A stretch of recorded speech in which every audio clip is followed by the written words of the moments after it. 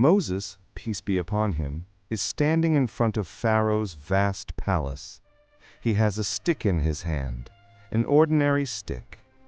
Pharaoh leaned back on his throne and said, "What do you want?" Moses, peace be upon him, said, "There is no God but Allah. He has asked me to follow his path." Fire lit up Pharaoh's eyes. He shouted, "I am your Lord, the Most High." In an instant, he motioned to his soldiers. Some soldiers surrounded Moses. Pharaoh said, "Throw him into this river.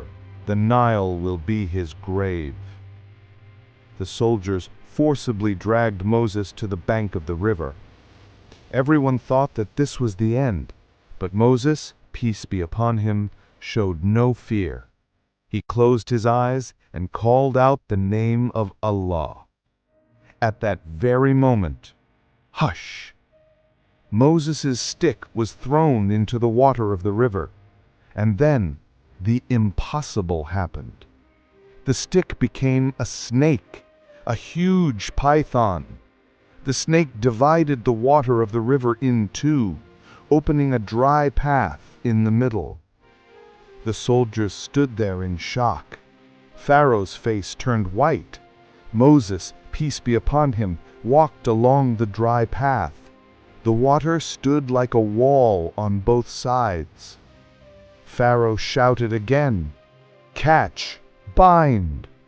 But it was too late. Moses had crossed the river safely. Pharaoh's attempt to kill him had failed by the power of Allah. The waters of the Nile became one again, but Pharaoh's humiliation remained in the pages of history. The one who wanted to kill the prophet would eventually drown himself in this very Nile under the punishment of Allah.